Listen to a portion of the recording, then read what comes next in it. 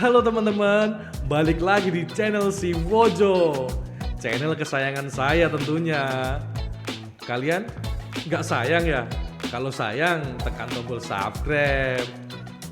Wih. Di video kali ini, saya akan menyebutkan 7 game PS1 yang dulu bikin rental PS jadi rame banget. Ini dia daftarnya. Yang pertama, masih ingat dengan Winning Eleven J-League di PS1? Ini nih game bola yang bikin kita nggak kenal klub, tapi tetap seru dimainin. Kalau kamu pernah nongkrong di rental PS1 tahun 2000-an, pasti nggak asing sama yang namanya Winning Eleven. Ya itu tuh versi Winning Eleven yang isinya klub-klub Jepang semua. Bukan Barca, bukan Real Madrid atau MU, tapi anehnya tetap aja seru dimainkan.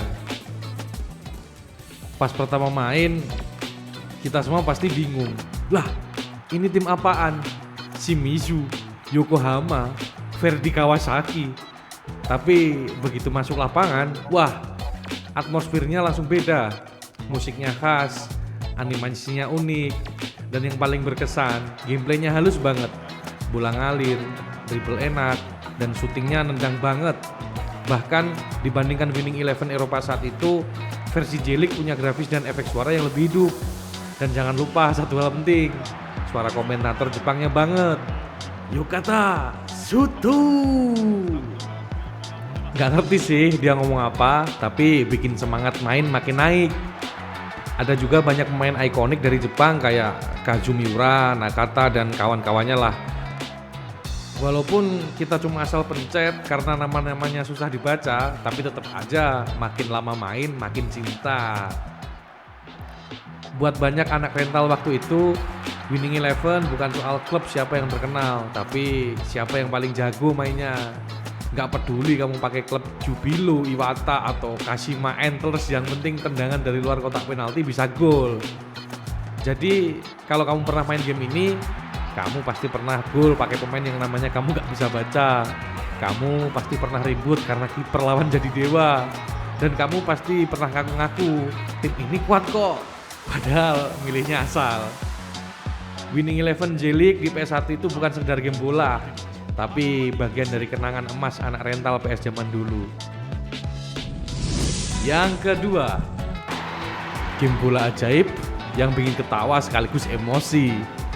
Kalau kamu dulu sering nongkrong di rental PS1 dan ngaku anak bola, pasti pernah nemu satu game aneh yang kelihatannya kayak Winning Eleven, tapi tiba-tiba kiper bisa nangkis bola pakai tembok batu atau striker bisa nembak bola api dari tengah lapangan. Yap, itu dia Super Shot Soccer. Game bola yang satu ini kayak hasil kawin antara anime, sulap, dan sepak bola. Di sini kamu bukan cuma ngoper dan nendang bola, tapi bisa ngeluarin jurus-jurus aneh kayak tendangan api, bola petir, serangan angin, kiper summon tembok Cina. Gokil banget. Realistis? Ya jelas enggak. Tapi seru kan? Parah. Permainannya kayak sepak bola, tapi tiap pemain punya kemampuan khusus. Tiap kali kamu ngeluarin jurus, layar bisa ngezoom dramatis. Bola jadi api dan gawang bisa meledak. Lawan pun bisa mental kayak kena tinju dewa. Dan yang bikin game ini makin legendaris, kadang kamu bisa menang cuma karena hoki jurus keluar terus. Kadang kamu udah unggul, tapi lawan nge-spam skill dan skor berbalik dalam 10 detik. Kalau main bareng temen, siap-siap ribut sambil ketawa ngakak. Super Shot Soccer bukan buat yang cari simulasi bola realistis. Ini buat yang pengen bola versi anime shounen, penuh aksi, jurus, dan kejutan. Di rental PS, game ini selalu jadi pilihan pas lagi bosen sama game-game bola serius kayak Winning Eleven atau FIFA. Karena jujur aja, kapan lagi bisa lihat striker ngeluarin bola api dan bikin kiper terbang sampai ke langit. Yang ketiga, masih ingat game balap motor barbar yang bikin ngakak dan emosi? Zaman dulu sebelum kita kenal GTA atau game open world kekinian, ada satu game balap yang udah ngajarin kita cara menang bukan cuma ngebut, tapi juga mukul kepala lawan pakai rantai. Yap, itu dia, Quad Race Jailbreak.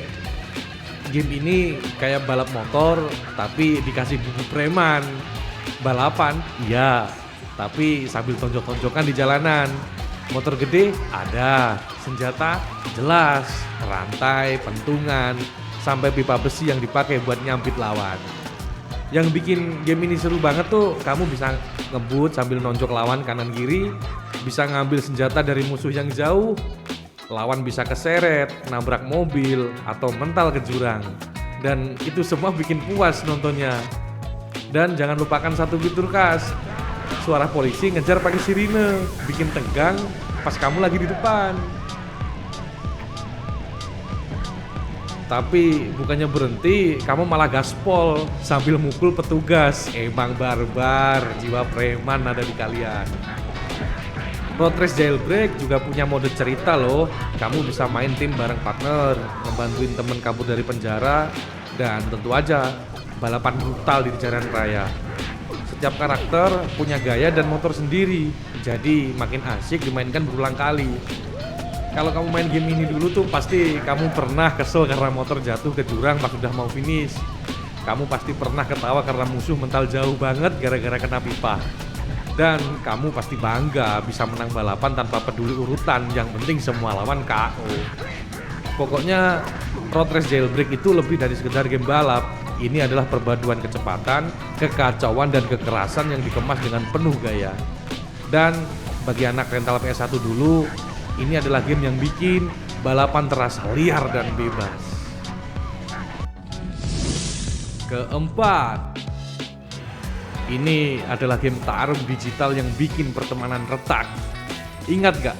Dulu waktu PS1 masih berjaya, ada satu game yang bikin semua anak ngerasa jadi tamer sejati.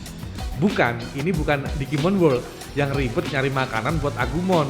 Ini Digimon Rumble Arena, game tarung 1 lawan 1 yang isinya penuh evolusi keren, jurus keren, dan rusuh maksimal. Bayangin Super Smash Bros tapi versi Digimon. Kamu bisa milih karakter favorit kayak Agumon, Gabumon, Gatomon, dan siapalah mon-mon yang lain. Dan kalau kamu jago, kamu bisa evolve pas di tengah pertarungan. Begitu Digivolve, wah, jurus-jurusnya OP abis. Lawan baru nyentuh tanah, kamu udah siap nembak pakai Nova Blast atau Blue Blaster. Belum lagi suara komentatornya yang khas banget. Agumon, Digivolve, to Greymon. Yang paling lucu dan ngeselin sih adalah pas main berdua. Ya main bareng temen pasti ada yang nge-spam jurus, pasti ada yang kesel karena mental keluar arena terus, dan pasti ada yang ngambek karena dikalahin berkali-kali. Mode pertarungan cepat, animasi keren, dan suara khas dari animenya bikin game ini jadi favorit anak rental yang doyan duel. Walau karakternya nggak sebanyak game fighting lain, tapi sensasi ngeluarin jurus sambil evolusi itu bikin puas banget. Buat banyak dari kita, Digimon Rumble Arena bukan cuma game, tapi ajang pembuktian siapa yang paling jago. Bukan soal main cantik, tapi siapa yang paling cepat berubah dan paling banyak ngelempar lawan dari panggung. Kelima, ketika balapan jadi perang dan temen jadi musuh. Dulu waktu sore masih diisi sama suara anak-anak yang teriak-teriak dari dalam rental PS. Ada satu game yang gak pernah kosong. Satu game yang bikin orang rela antri, rela ganti-gantian stick, bahkan rela berantem kecil demi karakter favorit. Namanya tentu aja Crash Team Racing, atau yang bisa kita panggil dengan bangga CTR. CTR itu bukan cuma game balap. CTR itu ajang pelampiasan, arena tawa, dan tempat mengadu nasib dengan kekuatan TNT dan rudal merah. Di game ini kamu gak cukup jadi yang tercepat. Cepat sih penting, tapi jahat lebih penting. Udah drifting manis, posisi pertama, tinggal selangkah lagi ke garis finish. Tiba-tiba temen kamu yang dari tadi di posisi buntut nembak rudal merah. Kamu mental, dia lewat, dan kamu tinggal emosi. CTR ngebawain senjata balap paling absurd, yaitu rudal merah atau tracking missile. Senjata itu adalah musuh utama yang udah di depan. TNT dan Nitro, jebakan cinta di jalur balap. Bola listrik atau biru-biru tuh yang terbang tuh adalah alat curang resmi saat kamu udah putus asa. Turbo boost kalau kamu pengen jadi roket sesaat. Dan jangan lupakan bom besar yang bisa dilempar ke depan atau belakang. Kadang kena lawan, kadang malah kena diri sendiri. Di game ini juga banyak track yang bervariasi. Arena salju licin, salah drifting langsung nyungsep, track lava, jalan luar angkasa, plus shortcut tersembunyi yang kalau kamu bisa ambil rasanya kayak kamu nemu harta karun. Dan ada satu mode lagi nih, yaitu mode battle. Di mode battle kamu gak balapan, kamu cuma lempar-lempar bom, tembak rudal, dan pasang ranjau. Serius, ini mode yang bikin temen jadi musuh dan musuh jadi bahan ejekan, teriakan, umpatan, dan tawa berantakan semua campur aduk di satu ruangan. Tapi sayang, Mimin sendiri jarang mainin mode ini karena Mimin lebih suka balapan daripada battle. Keenam, masih ingat game ini? Game tarung PS1 yang bikin semua anak rental jadi petarung dadakan. Kalau kamu tumbuh besar di era PS1 dan gak pernah main Tekken 3, jujur aja masa kecilmu tuh kurang debu. Karena di setiap rental PS yang rame pasti ada satu TV yang isinya cuma suara. Round 2, fight. Lalu disusul suara tombol dipencet cepet kayak ngetik SMS 3 jari. Tekken 3 bukan cuma game tarung biasa. Game ini jadi arena pembuktian siapa yang paling jago combo, siapa yang paling cepat refleks, dan siapa yang gak malu main pakai Eddie Gordo. Iya, Eddie, si master capoeira dengan combo goyang kanan kiri yang susah ditebak. Kalau kamu main lawan pemain Eddie cuma ada dua kemungkinan. Kamu kalah sampai kesel, kamu ikut-ikutan pakai Eddie juga. Karakter ikonik yang jadi favorit sejuta umat yaitu Jin Kazama, Hwoarang, Paul, King, Lau, dan tentu aja Yoshimitsu. Ninja aneh yang kadang nyerang, kadang juga bunuh diri. Tekken 3 ini jadi tempat semua gaya bertarung kumpul, mau yang brutal, licik, lincah, sampai absurd semua ada. Mau main sendiri? Bisa. Main berdua? Seru banget. Main rame-rame gantian? Lebih rusuh lagi.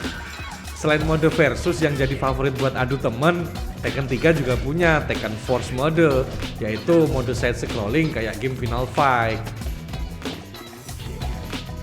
Mode survival, uji seberapa lama kamu bisa tahan lawan bertubi-tubi. Tim battle, pilih 3 karakter, tanding sampai darah penghabisan. Dan jangan lupakan, lawannya makin jauh makin curang. Bagi Mimin sih, Tekken bukan cuma game, dia adalah ring nostalgia, tempat kita semua pernah jadi petarung. Entah itu karena jago, hoki, atau cuma spam tombol yang bisa ngerusak stick. Yang penting kita pernah ikut main di dalamnya. Dan terakhir, ketujuh. Kalau kamu dulu pernah buka kaset PS1 dan nemuin karakter superhero yang kostumnya kayak kaleng Pepsi berjalan, ya selamat. Kamu pernah main game paling absurd tapi paling ikonik dari era rental PS1, yaitu Pepsi Man. Di Pepsi Man, kamu gak perlu mikirin tombol combo atau jurus spesial. Tugas kamu cuma lari, ngehindar, lompat, dan gelundungan sambil ngumpulin kaleng Pepsi tentunya. Tapi jangan kira gampang. Setiap level penuh jebakan. Ditabrak tuh bisa. Kepleset kulit pisang sering. Nyangkut di papan reklame tiap hari. Dikejar bola besi raksasa kayak di film Indiana Jones wajib. Siapa sih Pepsi Man itu? Dia bukan Superman, bukan Spiderman. Dia cuma manusia berkostum ketat metalik dengan logo Pepsi gede di dada, yang kerjanya bantu orang haus dengan cara lari ke segala arah tanpa istirahat. Gak ada dialog keren, gak ada cerita serius, tapi justru itu yang bikin game ini lucu dan ngena. Di antara tiap level kamu disuguhi video nyata atau live action dari seorang cowok Amerika yang ngunyah snack sambil ngomong sendiri di depan TV, sambil minum Pepsi terus-terusan. Anehnya gak penting, tapi gak bisa dilewatin juga. Rasanya tuh kayak apa sih maksud semua ini gitu. Tapi kita lanjut main aja karena ya seru dan nyebelin dalam satu waktu. Pepsi Man bukan game panjang, tamatin bisa dalam 1 jam kalau kamu jago. Tapi tiap levelnya itu penuh tawa, panik, dan teriakan spontan. Wih ada truk, lompat, ya keseret sampah. Dan begitu sampai ke level terakhir di kota yang kacau, lari sambil semua meledak-ledak, kamu tahu ini game ngaco, tapi Mimin suka banget. Cukup kasih satu karakter absurd, Pepsi, dan kejar-kejaran dan boom, kamu dapat salah satu game paling dikenang anak rental PS1.